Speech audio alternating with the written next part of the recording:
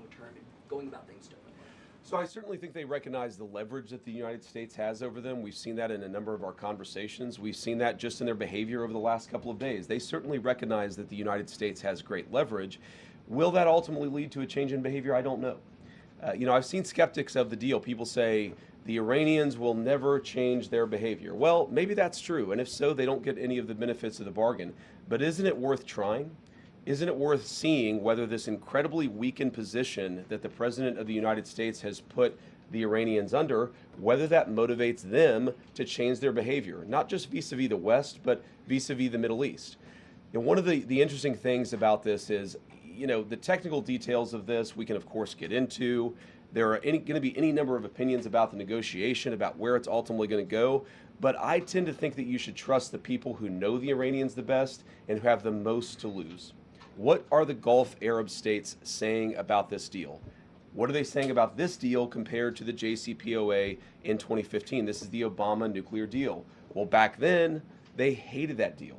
They felt like it empowered the Iranians to be bad actors across the region, and of course, that's exactly what happened. They were right about that.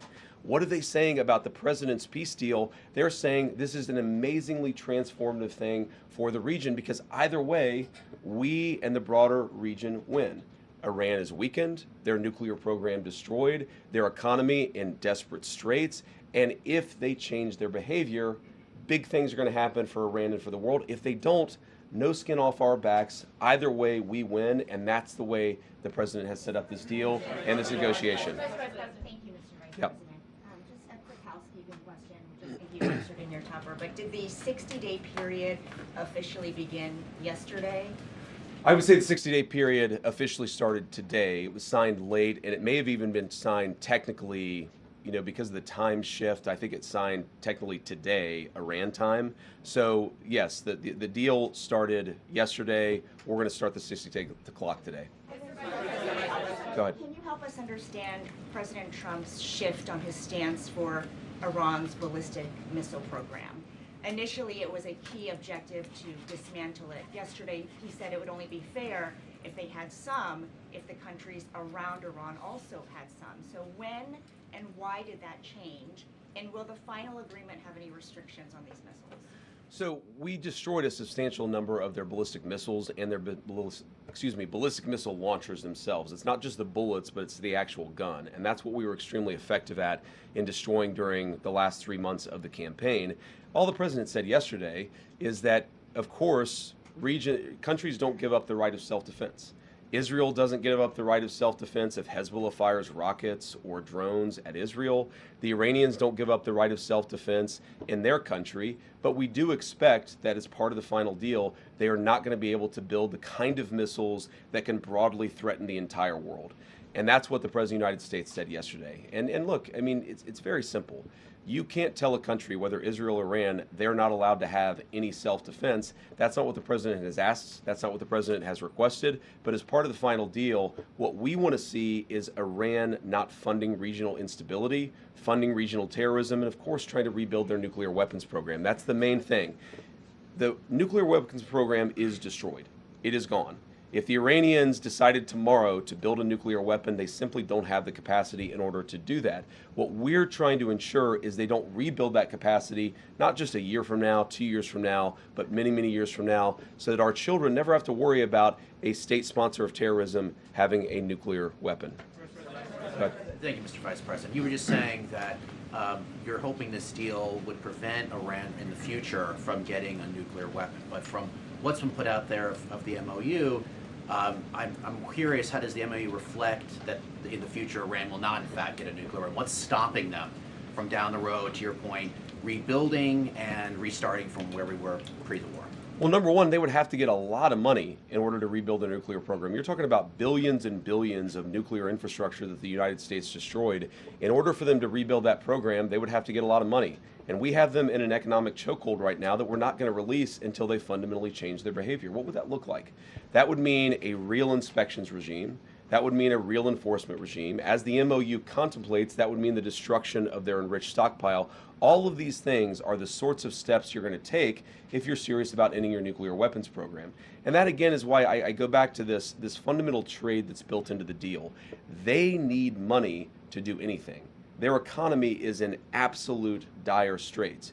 But in order for them to get any integration into the world economy, they're going to have to show us and verify for us that they are changing their behavior. And that's why the deal is set up in the way that it is. Go ahead.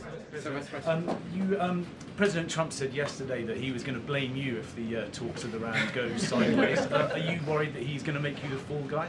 No, not at all. I mean, I think the president was joking, but as he often does. But no, I think, look, the entire team has worked very well on this, and we've got this thing to a very good place for the American people. Now, I have seen some progressive criticisms of me personally saying, what experience does the Vice President of the United States have with hostile, high-stakes negotiations? And I would point those progressive critics to the fact that just 2 days ago, I spent over an hour on The View. So I actually have great experience in very hostile negotiations, and I've used that. I mean, look, Joy Behar is way tougher than the Iranians, and she and I are best friends now. So we're going to get to a good place here. We're going to get to a good place. We're already at a good place. It's just a question of whether we can really get the icing on the top of fundamentally transforming Iran's relationship with the world. Go ahead. Thank you. A couple of just timing questions. How soon, as the MOU lays out, can Iran start selling any of its oil that has sort of been impounded, right, with the blockade? And two, can you sort of explain the Lebanon component to the MOU and how that front works and the enforceability of it? Yeah, so the Lebanon component, this is about regional peace, right? This is about regional peace. And what that means is we expect Hezbollah is not going to be firing rockets and firing drones at the Israelis. And we also expect that the Israelis are not going to be going wild in Lebanon, right? Both sides have to honor their end of the deal. Now, as you guys know, sometimes these ceasefires are a little messy. The President of the United States said this a couple of weeks ago, that a ceasefire in that region of the world just means they're shooting a little bit less at each other than they were before.